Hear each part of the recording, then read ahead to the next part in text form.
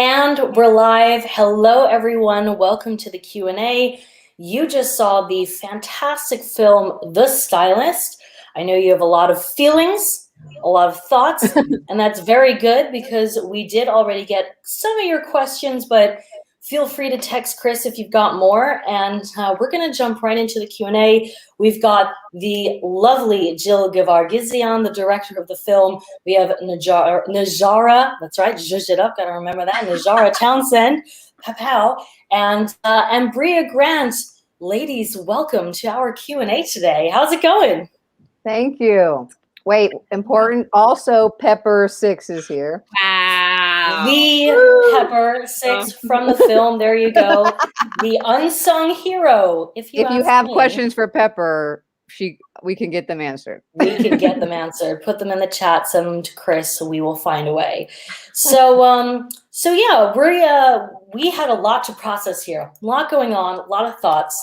And I think we're going to start with.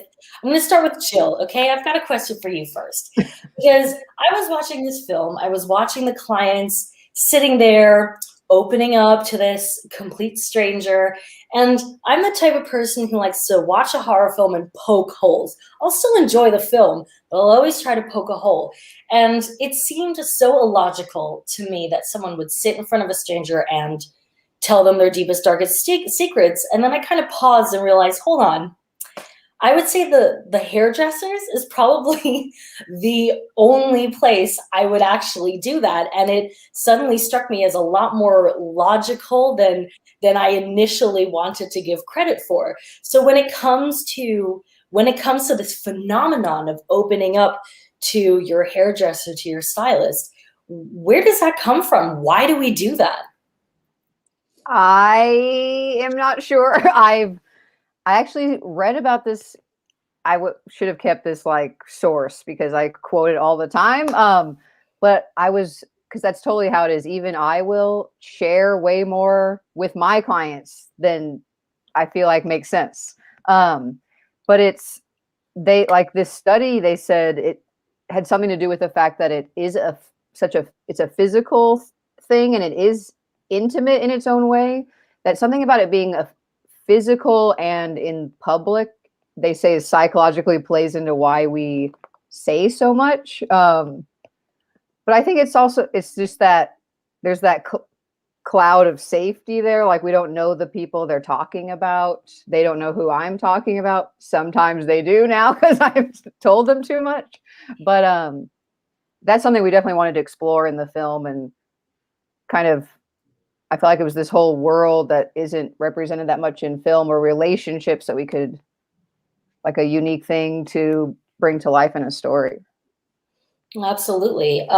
Speaking of hairstyles, I'm realizing that all of you have gorgeous and very different hairstyles whilst I'm sitting here with my lazy bun. But I did want to compliment you on looking so fresh and ready to go. So thank you very much for painting the town red with us tonight.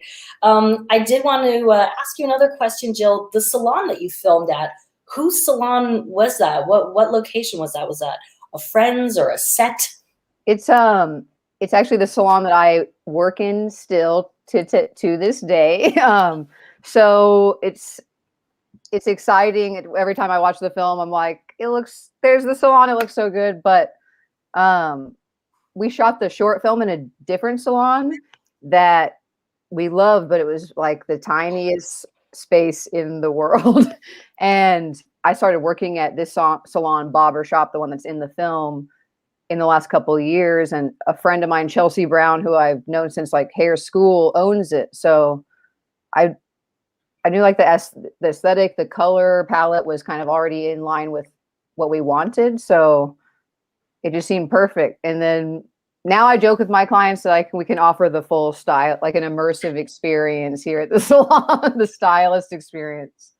I think we all agree that that your film has to be a requirement for salons in the future. So every salon needs to do like a monthly screening of The Stylist. Playing in the If background. there's ever a petition, please send it over so I can sign it and send it to all my friends. What is this? Free washing machine. Just sign it. So before we get into the look, the colors, and the styles, because you're already touching on that, and I've got a lot of questions about that, but I would like to look at the characters first. And I'm going to start with you, Najarra. Your character, both the protagonist and a villain, which is always one of my favorite combinations. It's quite interesting. She is quite interesting because usually you have, well, how you do play it is with a lot of mystery. We get the personality, the insecurities, difficulties with the identity and acceptance of oneself. But what's very unusual is that your character doesn't spell out its backstory. When it comes to a lot of characters that go down that villainous path, we find out about that one tragic, horrible thing that happened that led them down the path that they eventually pursued. With you, it's or with your character, we'll draw the line, I promise. It's slightly different because we do hear some of the stuff that you tell, but it's so hard for us to tell what of that is actually true and what might be things that she's telling to gain sympathy because she thinks that's what the person she's talking to wants to hear. So walk us a little bit through your process in preparing this character.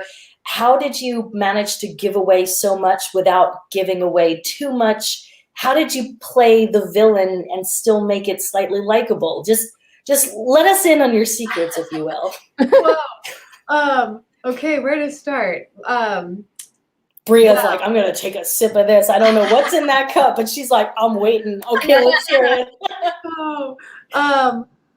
Well, I spent a lot of time writing for this character, like journaling and writing down memories, like specific things that had happened to her in the past that I could then like draw on while we were shooting. And then also like, I always like to make sure that the relationships she's had in her life are like fleshed out. So when I'm talking about somebody, obviously I know who that person is and to her and like what they look like, what memories they have together, like what that relationship was. But then also like Jill had a little bit of backstory for Claire also. And I know that there was a point where, and you can correct me if I'm wrong, Jill, but I think that they played with the idea of giving her some backstory in one of the versions of the scripts. And then that kind of got, that wasn't supposed to be the focus like of the film. So we did talk a lot about backstory, and I did create obviously like a full backstory for Claire. How did I make her seem likable? I really liked Claire. And I know that it might be like messed up, but like I had so much sympathy for her and like understood why she did things. Not all, maybe like, I mean, oh, see, some of these questions can get messy. Don't worry, we're not trying to trap you in something. There's no right or wrong answer. I don't want people to think I'm justifying what she did, but then playing her, of course, I did justify like whatever. Well, yeah, because she was justifying it for herself. Yeah. Like you needed to become the character who thought she was doing what she was supposed to be doing. It does make sense. I love the journal idea as well. So yeah, okay. Yeah, I found that really helpful. I like to write a lot of stuff for the characters I play anyway, just because I don't know, it just always it seems much clearer to me when I can write down what they've been through and what I'm feeling. But with Claire, like I found myself every night, like sitting down the night before and like writing what, like instead of focusing on the scenes the next day, like the lines on the page, I was focusing on like, okay, what is she going through in the scene, and like writing down all my feelings about stuff. That's cool. Yeah, that's cool. And I'll have to remember that as like a method to confidence. If you convince yourself that you like yourself, then you'll get there, even if you're a supervillain. So definitely some great methods there. Okay, so Brea, now it's your turn. Don't be scared. I have to say that I really like the character that you played, and I'm going to tell you why. I think it's only in the last few years that when it comes to characters in general, but Women in Horror Month, female characters, focusing on them right now, there is a lot of stereotyping when it comes to writing these characters. And so there are certain personality traits when you're writing a character that often contradict others. Now, with your character in this film, she is very, she wants to trust people, and she wants to trust in the good in people. Mm-hmm. And in the past, I'd say, if you look at the stereotype, someone who wants to trust equals gullible and naive. Right. But there was something about your character that wasn't like that. She seemed genuinely nice. And it was so realistic to me, because obviously there's a spectrum between being gullible and just doing good deeds because you want to do good deeds. And that combination of the two, that in a stereotype usually would be exclusive, mutually exclusive, they work together so well. So how are you preparing this, and how, because you could have gone a different way. You could have made it a lot more comical as a character. Why did you decide to make it more realistic, and how did you go about in preparing your character? I mean, yeah, I think you're right that there is, like, with a character like this, you definitely have the problem that a lot of times they end up being really one-dimensional. And what's nice about getting women behind the camera and working with someone like Jill is that you're going to end up with a lot less of that problem, because I feel like I have played characters like this in the past, and they were a little one-dimensional. Like, they were like the other girl or someone's friend or someone's girlfriend, and they're just like, there's not much going on with them. But the script was really great, and Jill was really great. And I feel like, those two things helped me to kind of flesh out the character. But also, I think what's nice about Olivia is that, she is really nice. I think I'm really nice. Maybe I'm not. I don't know. Ask somebody. But, she brings a lot of niceness. But I think, like Olivia, I don't really like taking a lot of BS. Can I cuss on here? What are the rules? I'm going to say yes, because it's going to be an 18 and up. Okay. It's not like public broadcasting, so cuss like a sailor. It doesn't like take a lot of shit, which I think, like, the scene that really really establishes that is one of the first scenes we shot, which is out by the car in the parking lot, and it was like 1 degree outside, and it was very cold. That's all I remember. But also, it was like the way the character was written is that she does not back away from this, like, okay, like, this is a confrontational moment, and she's not afraid to back away from that confrontation. So for me, when I read it, I was like, oh, I see, she's nice, but also, like, is completely aware of boundaries, like, she's not a person who is like a dum-dum. And I just felt that in the script. And as far as preparation go, again, I feel like it was all on the page for me. So I just brought a lot of myself to the character. And one thing Jill and I talked about a little bit before we started was, I was like, don't tell me a ton about what's going on in Claire's world, because Olivia wouldn't know that information. So it kind of kept me away from what they were doing, because Claire has such a crazy world going on. Now, I did end up stealing looks at all of the, like, dailies and stuff. So I don't know if that even worked, but that was our original intention, is that to kind of keep me in my own Olivia universe. Okay, cool. All right. Thank you for that. And I'm going to bounce right back to Jill. You were mentioning the color palettes before, and that's kind of what I want to touch on next, because the color palettes were aesthetically pleasing. I feel like most of the shots, if not all the shots, were just plain beautiful, and the color palette seemed very intentional. I'm going to go as far as to say that they basically, the sets and the way the composition and the colors were, it was its own language. It's kind of like the background was telling us something beyond what the actors and the words were telling us, which worked quite well with the scenes that were playing in front of us. And I'm going to pair this one with a question / bunch of comments and from an audience member, Forsaken Folklore. And I'm really going to sum this up. I know you wrote it out really beautifully, but he's comparing it very much to nostalgic giallo as well.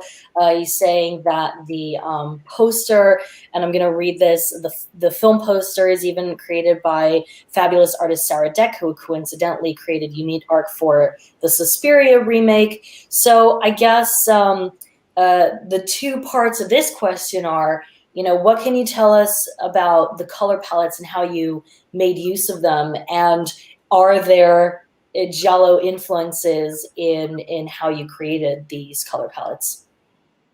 Yeah. Well, I want to tell Uncle Frank Productions in the comments, those are the scalps from the movie. Yes. I am Claire in real life, apparently. No, not really. Only like halfway at least. But yeah, the color palette, sorry, back, I'm focused. The color palette was something we kind of started with the short and then went like all out crazy when we had the chance to make the feature.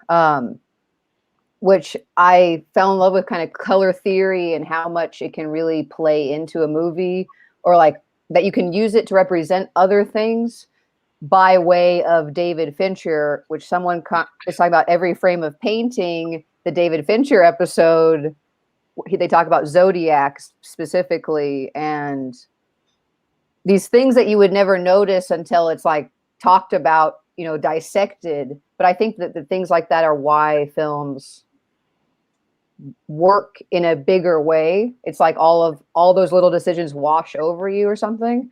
But it was always our intention for it to be like crazy colorful, but we realized it was always the idea that Claire and Olivia were opposites. Like Olivia was kind of created as the anti-Claire. So Claire already kind of had an established color palette from the short, like starting with that mustard yellow, which Brea is kind of wearing right now. And we went crazy with it and made like a whole palette connected to it it's a very like 70s color palette of all these warm yellows and browns and oranges, red, which was also connected to this idea of like Claire looking like she was from another time and always stands out everywhere she is. So with that, like we first thought Olivia's life would be the opposite. It would be cool colors, her main color being like purple. And we extended that really into like the whole real world, like everything that's not Claire's world, not her house or her salon, like everything was cool other than that. So that she really, even just like walking down the street, she stands out in her bright yellow outfit, and in the coffee shop, all these places. Wanted to feel like she was like this own thing, that like, even though she's not an outcast, like her outfits are gorgeous, like I love them, but she still stands out, like she doesn't fit into to everything else that's going on. But that was something that, yeah, Sarah Sharp and I, the production designer, started in the short. It was even purple and yellow. It started there, where we knew once we dug all this back out, we were going to go kind of insane with it, with the feature. But that goes into also like, the lighting and then the color correction done in post-production, like the colors reflected in wardrobe, the set, all these things. And it was also like not just color, but the design of Olivia and Claire's worlds were different in like, we wanted it to represent their personalities. Like Olivia's more of a free-spirited, someone that can adapt to things like as it happens. Claire's like, this all needs to be set out. It's all planned out and in a structure. So that kind of reflects also in their style of clothing. I'm on a rant now. Okay, should I stop? Well, I mean, you shouldn't, but but I have another question that kind of plays into where you were going with the last part of your reply, and that's the cinematography. So moving a little bit away from the color palette itself, the whole cinematography. What is your philosophy or your approach when planning your preferred style of cinematography? I'm such a David Fincher freak. I think all these ideas came from him like a million years ago, but I like stuff very like a very thought out, composed image. So on that sense, we tend to like have everything is like locked down or like operated by a device. I'm not really a big handheld person. I feel like I like to use it very sparingly, so it really like it can accentuate an emotion in like just one moment of a movie. But I like the idea of everything being incredibly thought out, which we start like blocking and working on the shots for 3-4 months before we started shooting. We were in locations kind of figuring that all out, and created like a language for the camera, like all these fun things we wanted to try, and we made rules for when we would use them, like when we would do zooms, when we would use split screen, when we would shoot from like looking down, like we had reasons for why we would do it. And then sometimes we would break our own rule because you have to, right? But gotta test the limits. But I think like it's not just Fincher, it's a lot of older filmmakers. Like I feel like Hitchcock, he sounds crazy when he talks about his planning, like everything is set in stone. And then so like nothing should be, experimented with. I don't necessarily agree with that. I feel like I heard a filmmaker once say, like, if you have everything locked in this like crazy succinct plan, that's when you can experiment on the day, because this solid thing exists for sure. So then you can try other stuff. But I'm very much a plan it all to a T kind of person and filmmaker. Well, speaking of trying fun stuff out, my next question's for Najarra, and I guess I wanted to know what it was like to be part of Jill's death scene. Maybe you could elaborate on the insights of being part of a moment like that. It was great. And that was our Q&A. No. Living out your fantasy of murdering me, finally. No. Point of production, was that scene actually done? Was it towards the beginning when everyone was still friends, or was it at the end when you were sick of each other? No, but tell us all about it. It was great because it was fun to have Jill on that side of the camera. Like you were so nervous, terrified, and it was so nice. Like, and she was. This is gonna sound weird. I think I've said this to you before. She was so good at dying. Like a death scene, like it's dying. My like, specialty. That's actually difficult to do. Like that's not an easy scene she chose for herself. So I was really impressed by her with all the special effects that were going on, and like she couldn't really direct that day. We brought in John Pata, who is our editor, but he's also a director. He came in to like help with the whole situation, and it was just a lot. That was a lot going on, and she handled it amazingly well. I was like so impressed by her that day. Like it was our second look, actually closer to the beginning of the shoot. The first we shot Claire's house, so like the first 3 days we shot like the whole movie, because she's in her house at every point of the movie, so it's like we went through the whole movie in the first 3 days.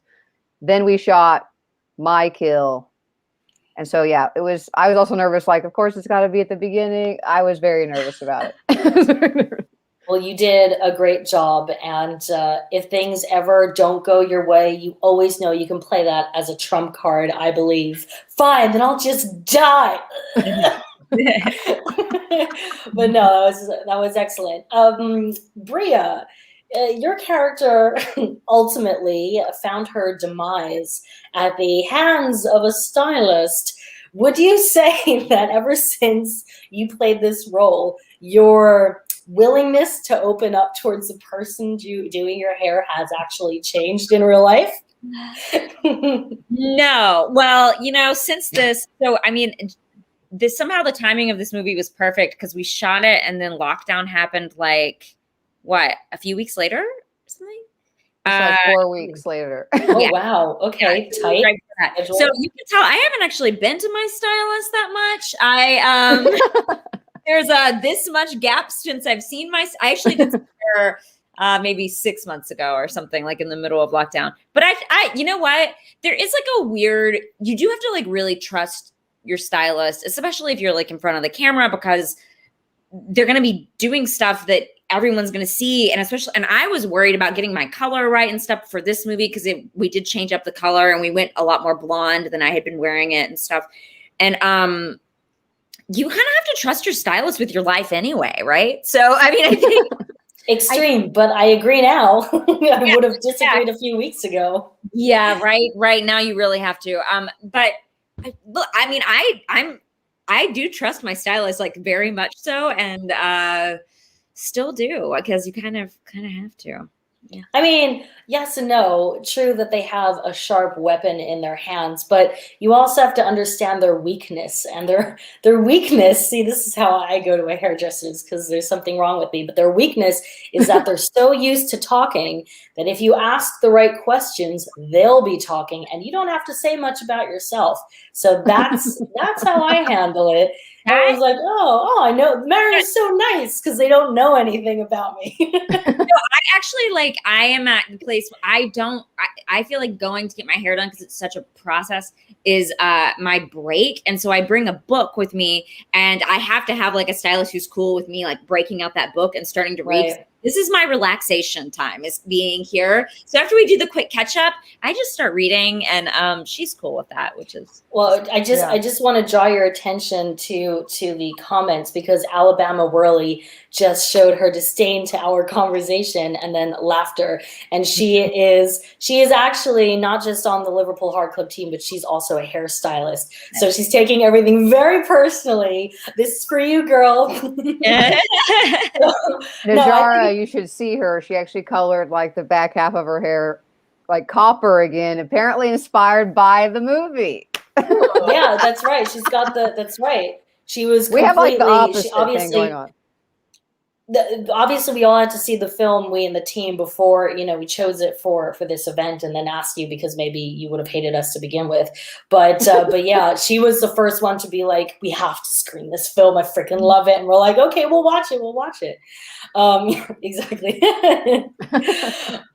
So let's see if I can get to some more audience questions, and then I've got one more question for all of you guys. So one of the questions that came up was what the process was from bringing the film in short film form to feature film form. What was, I mean, in short, obviously you don't need to take us through every step of the way, but what made you want to make a feature film? How did you go about that? Was it always intended to be a feature film, or was it supposed to initially just be a short film? What was that all about? When the idea first came to me, I wanted it to be a feature, but I knew that I wasn't going to make that jump right away. I'd only made Call Girl at the time. Actually, I found the note, and I don't really understand if we had shot Call Girl yet, or when I wrote, because I have this note for this haircut idea from 2013. But so it started. I just thought like it makes sense to make a short first, because I definitely am not going to try to make a feature film right now. And so we wrote it as a short first, and then thought that would, once the short was done, it would hopefully help us get the feature made. But even with like the short did pretty well, and we were shopping the feature script around kind of the traditional trying to find your financing way. And after a couple years of that, just got sick of it. And we were like, let's do a Kickstarter. Or can we do this ourselves in some way? Or is that absolutely insane? I asked that question to Najarra, and Robert Stern and Sarah Sharp, like our DP and production designer from the short, that are also our producers that came back for the feature. And so it's like, if these three are going to say yes to this crazy idea, then I feel like we can figure it out. So that was it. And so that in 2019, we decided to do that Kickstarter. That's when I reached out to Brea, and it was like, finally I realized like all this advice I was getting from other filmmakers going to festivals throughout the years, that like you just they're like, you just have to start doing it. And I was like, what is that? What do you mean just start doing it? Like, I need to know how how I'm going to finish it. Yeah. But a part of it is you don't exactly know. Like, you know how to finish it. Maybe you don't know how you're going to afford to finish it yet. But so that was really it. Matter of just like finally being like, okay, we're just gonna do this. Then realize once I broke the script down why people were trying to talk me out of making it at a smaller budget, because there's like 5,000 locations, a lot of characters.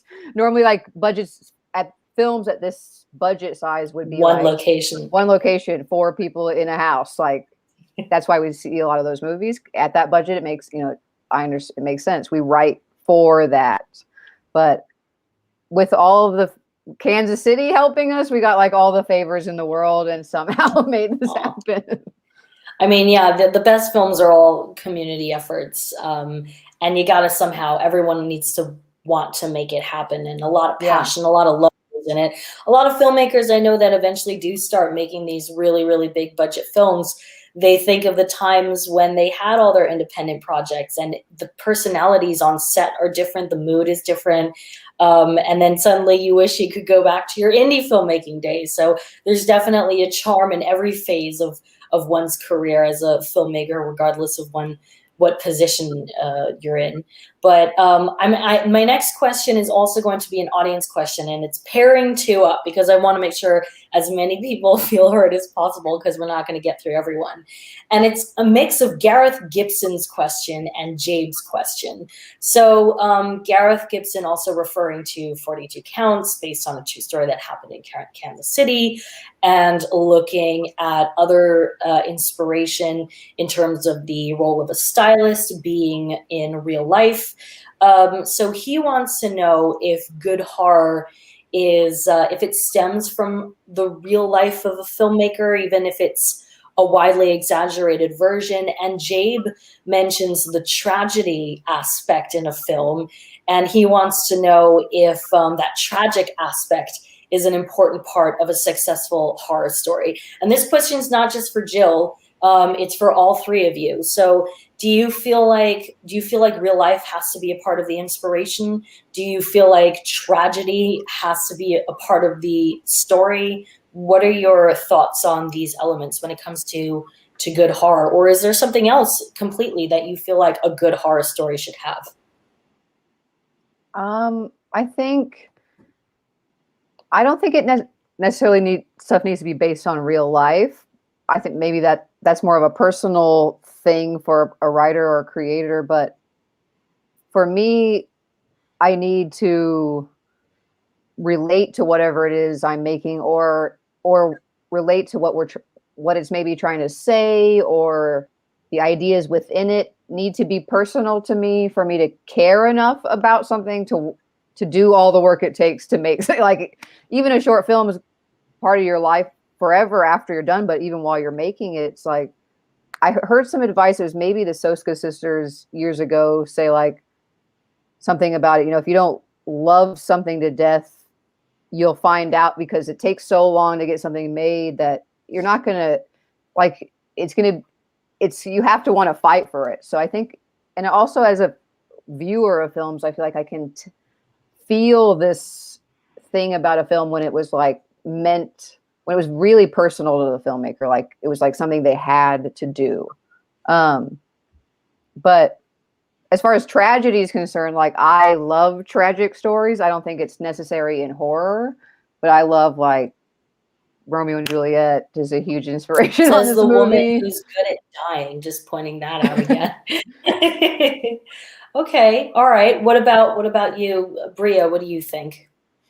I mean, I think Jill really said it. I don't think you have to, pull from your real life, but there's always something about a story or a character or something that's gonna like draw you in, I think, as an artist, because like Jill said, you live with it forever. And someone gave me the advice that, like, if this movie ends your career for some reason, would it be worth it? And that is where I have to kind of and myself that, because I'm like, well, it could be the last movie you make, or you something, I don't know, like just is it, do you feel strongly enough about it where you have to make it? Because it's not like we make a lot of money doing these. It's not like we somehow we go buy a yacht afterwards and like live on that for the rest of our lives. This is something we're doing for our like I'm on a yacht right now. What are you talking about? I love it there. I know the palm tree and everything. I think like you really feel very strongly that you have to do it because you need to fill that creative tank in whatever way that you need to do. But yeah, I think that's exactly, I agree with Jill. Okay, Najarra, do you have some life-changing thoughts that you want to share with something that will blow our minds? Go. Wow. No, what they said was great. I mean, I personally love tragedy in films, so that's just my own thing. But I don't think it's necessary. I don't think it's a necessity for a horror movie. And yeah, I'm shook by what Brea said with the whole, if this ends your career. It's a good one, right? I'm going to remember that. That is really good advice. That's not going to leave my mind now. No, that left an impression. We all learned something today. Okay, so I have one more question for all of you. But before we get to our last question, Chris, if you can hear us behind the computer, surprise? Could you show them the surprise hello from you know who? My loves, I only have one thing to say. The Saw is family.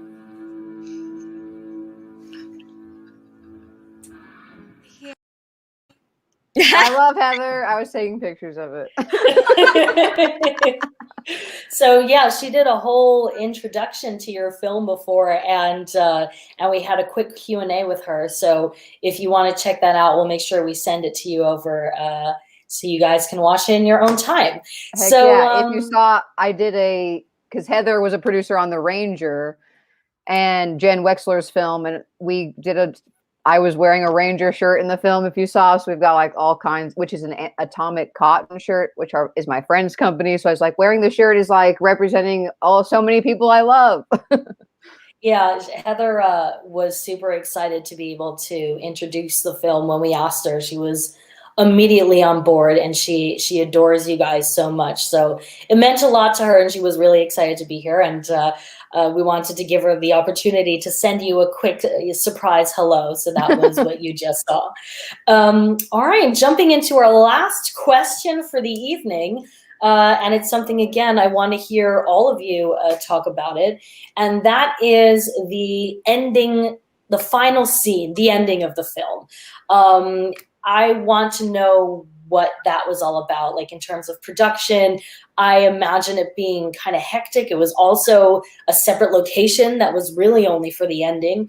And you both wore, I don't know, was that actually the same dress? So yeah, tell me all about it. Let me start real quick, but Brie, you got to tell them about, you were saying what it was like to be Claire in the moment, and that's great. But this is in pre-production when we're actually scouting that church right before we're about to start shooting.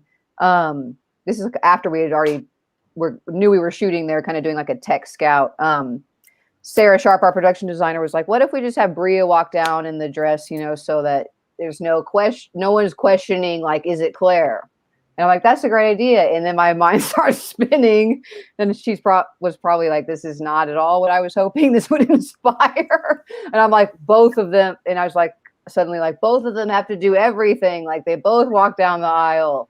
We shoot, both of them do it. So I had this idea of like in the edit, we could play with it and like really mess with people's minds. Like it's Claire, then it's Olivia, then it's Claire, like back and forth or however we wanted, which doubled our shooting for all those moments. Yay! And needing 2 dresses. So everyone was really happy that I was like, let's do this thing. But if you pay very close attention, I will spoil our trick, but like that profile of the bride walking down the aisle does flip from Claire to Olivia, or Olivia, Claire, back to Olivia. even when the veil's coming up, there's some crazy VFX happening where it's like half of one. It's like Najarra's face on the bottom and Brea's face under the veil, and it's slowly changing shots. Like there's a lot of crazy VFX happening in the wedding scene that aren't like, you know, bombs and superhero stuff, but like lots of stuff, little crazy amount of VFX in a wedding scene. You guys should talk about what that was like to actually do it. What was it like, Najarra? What was it like? What was it like to film the scene? Strangely enough, the wedding day was probably one of my lightest days until the end of the day, because I just had to walk down the aisle, and then and Jill was trying to kind of keep me a secret from the extras, from the background. So like I was just like in and out, and like then Brea had more time in there. So it was a very strange day for me because I wasn't on set that much. I was kind of like hidden. I had her scalp on and the wedding dress on. I didn't move around very much.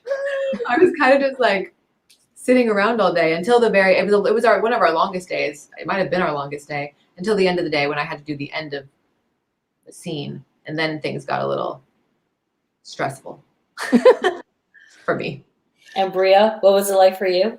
Yeah, I mean, well, I talked about this in another interview, but like shout out to the wedding dress itself. What a hero that dress is, and costumes and stuff. They actually built that dress based on, Jill was like, wanted all of these things. And they were like, we're just going to build the dress. And I got there and they were like still building it on me. So every day I was like stitched into that dress. Literally. And it's not my first time to shoot in a wedding dress. And I just don't even know how people wear them. They're awful. They're so uncomfortable. Like they're not designed to be worn for 12 hours at a time. I will tell you that, because you're just like, but it was, I mean, such a cool church, and also such a cool experience, because again, like on these like small movies, you only have so much time and usually only have so many people, but Jill's like crowds that she would pull out there were so cool. So there was like a full crowd of people there to watch the wedding. And that made it really not only look great for the movie, but also really realistic at the end when, you know, everyone's like freaking out and like, you know, things are happening. And I don't know how much wants to give away. I guess we're going to give it away. But having all the audience there made it even more insane, I guess. And I do think the hardest scalp thing ever. under the veil is going to be the new wedding trend next season. I dare say, for all the horror fans out there who are planning on getting married soon, if you do get married That with would a be scalp awesome. under your veil, take a selfie and we will send it to everyone here and celebrate it. I did have one audience question squeeze in, and it's more like a rest in peace coffee girl. And the question was, did you hesitate when it came to killing off the coffee barista, or was that an easy kill? Because this particular person found the character actually quite likable, and in a film watching kind of way. Don't worry, no one related too hard. But yeah, what was it like to kill off the barista? Well, for me, it was actually that addition to the script was something that Eric Stoles, one of our co-writers, added in. In fact, also my kill was added in by him. The script was significantly written by Eric. But at first I was like, why is she going to kill Dawn? Like she likes Dawn. So because it's not about like, fuck Dawn, I'm going to go murder her. That's not the motivation. The idea is, you know, prior to that, she's with Olivia and they have this emotional scene where, at least for Claire, it's very emotional. She opens up to her in a way she's maybe like never opened up to anyone in her life, and immediately feels just so ashamed and so embarrassed to an extent that we probably can't understand, but that the kill at that point is her attempt at just feeling in control again. Like she has to go find that escape to like get out of this spiraling that she's doing. But it is a hard one on a personal level that I'm like, she likes Dawn, but this whole movie is really about Claire, like completely. Oh, well, you also falling always hurt apart. the ones you love. So it does make sense. All right, well, that's all we will really have time for. Honestly, we could probably go on for another hour or two. So as you can see, the Stylist will be available on the Arrow player in March. The In 2 days. Blu-ray really in 2 days. All right, in 2 days, everyone. That's 2. I did 4. Well, you know, 2 days, and the Blu-ray release will be later this year. But until then, you've gotten a sneak peek. You've gotten to know. There's the Instagram at Pepper6. Brea, Najarra, do you guys have Instagram handles that you want to share? Jill, do you have an Instagram handle you want to share, or are we going to leave the puppy, all the puppy glory? It's important just to follow Pepper, but also follow the Stylist film on There you all go. the social medias. Excellent. And you'll find all of us right there easily. And recommend the film, tell everyone about it, take this exclusive Q&A knowledge and spread the word, and don't forget about the scalp veils, there we go. Oh my God. Freudian slip there. But ladies, thank you so much for being here. It's been absolutely phenomenal. Liverpool Horror Club and everyone else out there who spent the evening watching our film, our Q&A, our evening, the short films, the intros. Thank you so much for being here. And until then, enjoy the 12th and final Women in Horror Month. Thank you for having us, and thank you everyone who's watching. There we go. Now we We're freeze still frame live. until we're not Now we'll live dance. anymore.